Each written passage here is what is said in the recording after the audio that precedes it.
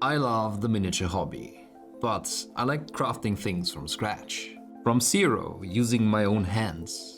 When sculpting or kit bashing, I like to work with clay and tools I build myself instead of sculpting in 3D on a computer. And I prefer brushes or airbrushes. In short, I'm a little resistant to technology. But let's face it, time stops for no one. And the miniature hobby is always evolving and offering new opportunities. And one of these opportunities is that there is more and more amazing sculpts available digitally. And every time I browse these STL platforms, I just want to buy everything. Nowadays, anyone can pick up sculpting software, practice and create awesome miniatures. And with consumer-type printers so widely available and affordable, you can just sell a digital file for people to print in the comfort of their own homes, garages or basements. I was a pretty late adopter of 3D printers. I just didn't want to spend the time to learn how to use them. I see a bit of a pattern here. But hey, I eventually got a printer and found a setup that worked for me. And after that, I never changed anything for years. I was just not interested in fiddling around anymore, or even upgrading to a system that's faster or offering better resolution, and then having to deal with learning the ropes again with a new printer, new resin, and so on. And I know that there's a lot of hobbyists out there that enjoy that very aspect of 3D printing, but I'm not. I'm a consumer, an end user, and not a tinkerer when it comes to these things. So when I read about this new 3D printer that was geared towards end users like me, and when I learned what it promised to do, I knew now is the time to upgrade. So here's the HeyGears Reflex RS Turbo that they kindly sent to me to try out. It's a printer that is as plug and play as it gets. And after using it for a while now, I know it's the printer I will use for years to come. And it made me seriously question if people like me need miniature companies at all anymore. And if you give me a few minutes of your time, I'll show you why. I occasionally browse My Mini Factory and other STL marketplaces, and I'm always awestruck by the beautiful sculpts people create. I had my eye on a couple of specific minis for a long time. For example, this orc that's just amazingly detailed while not too overloaded like a lot of 3D sculpts are, and it has an awesome pose too. Just how I imagine an orc war boss to look like. These rotten knights, I can't place my finger on what the inspiration was. I just love the tentacles and sharp armor detail. I always wanted to get a Lizardman Blood Bowl team, and these just look gorgeous, especially compared to what is available from the source. But then I always thought I won't ever be happy with the print quality, and I never printed any of it. But now finally I have an excuse to print all of these, because what's a better way to test a printer than with minis you really like and want to use? HeyGears is a company that seemingly came out of nowhere for us miniature painters, but they actually have a decade of experience with producing 3D printing solutions. I read glowing reviews about the predecessor model, the HeyGears Reflex RS, and the one thing that stood out to me in all of these reviews was that they tried to minimize layer lines. And surely this would be too good to be true? Layer lines are just part of the game when you indulge in resin printing. They stem from the fact that you gradually build something, exposing liquid resin to light, one layer at a time. We've all seen them on Games Workshop minis too, in a lot of preview videos recently, because the studio get resin prints to paint. RPs is what they call them internally. There simply is just too many new releases these days, and they have to paint them up for promotional material and box arts before the models are even close to going into production. To me, layer lines have always been the limiting factor and what put me off of 3D printing for a long time. They're artificial detail and paint gets stuck on it, and they get pronounced that way because they catch light and cast shadows. So in a way they are a constant reminder of where technology is at with printing at the moment. So this will be one metric to judge the final prints by. But it's not going to be the only factor. Whatever you want the 3D printer to spit out first has to be dissected into a bazillion thin layers that will be exposed pixel by pixel through the screen in the print. And you need a software that calculates all of the pixels that have to fire for each individual layer to create your print. And no printer, not even a plug-and-play centered version like this one, just works, especially for our purposes. And let's face it, 3D printers have giant markets with prototyping, architecture, dental medicine, and a lot of other things in mind. And we're just lucky that it also happens to work pretty well for printing miniatures. And therefore, printing minis with these machines does have its own challenges and do's and don'ts. So I got in touch with my buddy Ross from Fohammer, and he was kind enough to save me some hours of research and give me a few good tips to get the best out of the software and how to prepare my prints. When I fiddled around with HeyGears Blueprint Slicer, initially it all looked like witchcraft. And not only was the UI really smooth and intuitive to use, and I already have some knowledge about using software like this, but if I hadn't, I could just drag in models pre-supported or not, and they even have the option to be done with preparations with just one click of a button. But while this is technically amazing, there's at least one reason why this might not be the best option for us miniature enjoyers. So normally with something like this, we tend to print it from this sort of angle underneath, so all of the support marks, because you are still going to get some support marks, but they're going to be hidden like under here and on details you're not going to see. But yeah, that sort of orientation means that any supports are going to be put in places that I'm unlikely to see on the final miniature, and just a light sanding should clean them off. So let's talk about the thing I dreaded the most in the past during preparation, and that's supporting minis. A lot of minis these days come auto-supported, but some creators are better at it than others.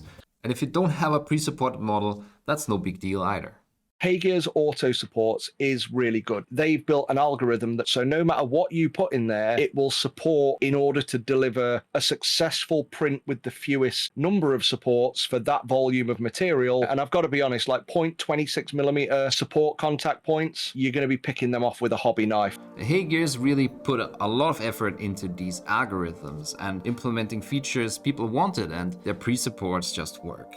They work for me every single time. This printer is all about the plug and play aspect, and because they put so much effort in, the software not only allows for smaller contacts on the supports. Usually with pre-supports you have these ball type ends. You can also change that and create even smaller contact areas. Now, we are adding a little bit more risk because it won't grab as hard as having those spheres on, but the reward is there's less cleanup to do on miniatures. The biggest problem I had was getting the minis off the pre-supports without creating these gnarly bumps or craters. The benefit of using HeyGears supports goes for even further than no other printer apart from maybe the $3,000 Formlabs Form 4 does this, is when you're printing, it'll actually cure the support intersect points, the touch point bits, with a higher intensity. And what that does is it makes supports more brittle than the model, but you are far more likely to get a clean break. Another benefit of using HeyGears supports, I can actually tell it allow support structures to overlap, but it'll condense things down into a smaller area because it knows what support material is, and it'll allow that to overlap without intersecting into other areas of the model. So I always make sure to align the minis myself, then use auto support, and then go through all the other steps.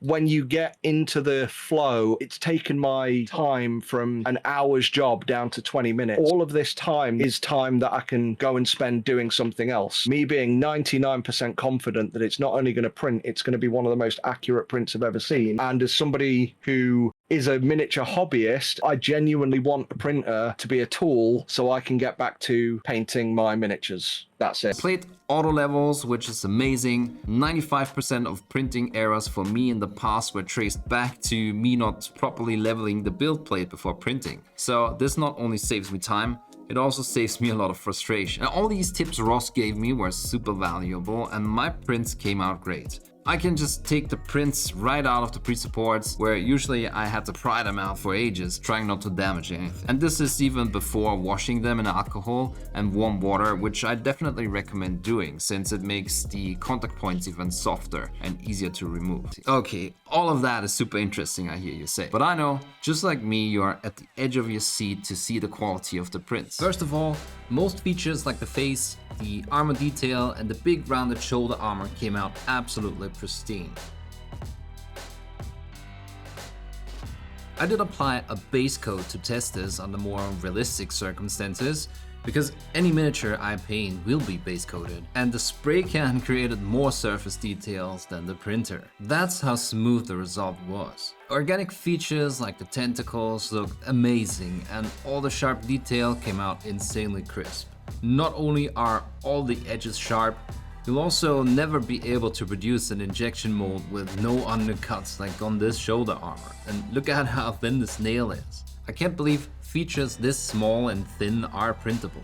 The downside, however, is I broke everything that was dangling from his stuff just because the chain segments were so small. Another insanely crisp detail are the spikes on the shoulder and the teeth of the saurus. The headgear on the lizard also showed the level of crispness and detail that is possible. Every angle up here is sharp, nothing is blurred or bleeds into each other. This puts any exposure test file to shame, and the printer absolutely passed this test. I did search really hard for layer lines, but the only parts where I could find any were these spikes made of flat surfaces, and there were some on the fingers of the gauntlets too. However, these were also mitigated a lot by a layer of base coat. But why can we still find these lines?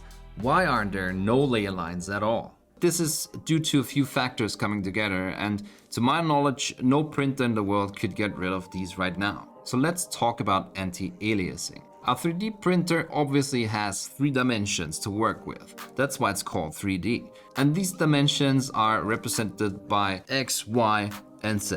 The Z axis has a fixed layer height. Here I chose 30 microns as you saw earlier. This can't really be influenced, although that's not quite true as we're going to see in a bit. And you will almost always see these steps, especially on flat surfaces at just the right angle, you will always see them. X and Y, however, can be influenced. And this is where anti-aliasing comes into play. By exposing pixels on the edge of a layer less, we can create smaller voxels, which is the 3-dimensional block end result of a pixel lighting up on a printer screen.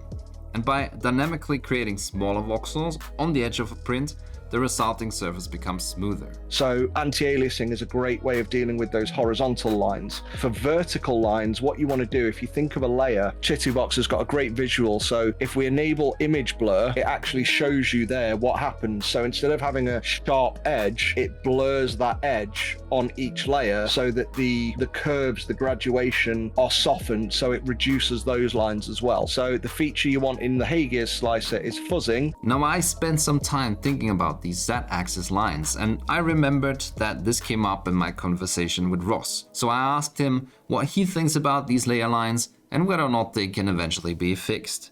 And that conversation was quite interesting. Here's the difficulty with layer lines. Whether you can see them or not, whether it matters for miniatures, is a difficult take. This model here, for example, I cannot see under my naked eye any layer lines on this. With this, I can. Let me just double check I'm not talking shit. So can't see layer lines, can see layer lines. But I believe once they're both painted, you won't be able to tell the difference. About 2 years ago, a company called Frozen came out with a really, really good resin called Frozen Aqua 8K. The reason I suspect you couldn't see the layer lines is because of the opacity of the resin. There's very little translucency in here, whereas this resin has an amount of translucency. And there are two things that control it, the opacity of the resin and this setting in Chitubox. So image blur set to level 2, using this resin eradicates layer lines.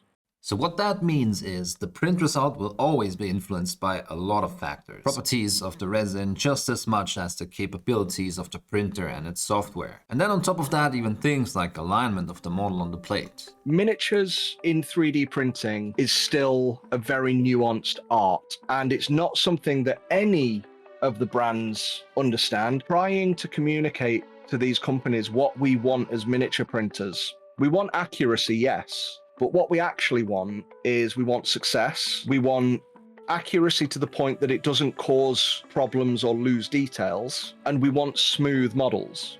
And we've managed to get that, but we've managed to hack our way to it through using certain resins and certain settings. We're talking about very nuanced particulars about our field in miniatures, having a lot of back and forth communication and sending photos and examples and explaining it. That's where the companies are starting to slowly understand what it is that we want. But as a miniature painter, the layer lines on this are at such an imperceivable level that I simply do not care. It does not bother me at all. So while this is not a printer review, my channel just isn't a review channel. I just want to show you the things I'm working on, and hopefully you'll pick up a new skill on the way or learn something new. We have to talk about closed ecosystems and proprietary resin for the sake of transparency. HeyGears only gives you profiles for the resin they produce themselves. And on top of that, you cannot really edit those profiles. So supposedly, you can only use this printer with the resin that HeyGears provides. And while others have shown that other resin works with the printer, I appreciate that this is an issue for some people, especially those that like to tinker and play around with settings and figure out their own solutions to problems that come up. And what if the company goes out of business? I think all of these thoughts are valid thoughts to have. However, I want to stress, I do not necessarily like the process of 3D printing. It's not a hobby for me, it's a chore I have to go through if I want some extremely cool models that I cannot simply buy physical copies of. Or if I want some extra elements for my models, basing for example, that I can't sculpt or craft myself. It took me a relatively long time to dial in the process of printing on my old printer, and I hated every second of it. Only once I had everything dialed in, I was glad I had it, because it improved my overall hobby experience. I don't want to fiddle around with settings. I want someone to give me a machine that already has all the settings professionally and properly dialed in, so that I only have to push print, and that's why this printer is the printer for me. Check out the link in the description if you want to learn more about the printer specs, and if you're considering getting one yourself, you can get $50 off of the early bird price using my exclusive discount code. If you're anything like me, you don't care about the fuss that proprietary resin creates, because here's a printer that has mostly plug and play effort for a result that would take me a week to dial in on any other open ecosystem printer. Then this is the printer for you. HeyGears' goal is to provide the best outcome with a plug and play setup, and their philosophy to achieve that goal is that they need to be able to control as many parameters as possible. And if something goes wrong with your print, they even offer support within their software. You can send in a ticket and they will try to solve the problem for you. What other printing company does that? And I get that that might not be possible if there's hundreds of other resins in the mix potentially. I like the Reflex Turbo for the quality it provides while keeping the workflow at a maximum of convenience. I love being able to just push print and know with nearly 100% certainty that my print will succeed and that the quality will be on point. And I think the results on screen speak for themselves. What I would like to see in the future from HeyGears is maybe more resin geared towards miniature printing, and maybe print profiles tailored towards miniature specific problems. Oh, and maybe an algorithm that knows a miniature's ass from its face. But I get that this is hard to figure out as a printer company that doesn't know what we want from them. Remember that I have a discount code for you in the description. Just follow the link and enter the code Travarian for extra 50% off if you want to get one of these printers. For now, thanks for watching, keep pushing that pigment, and I see you in the next video.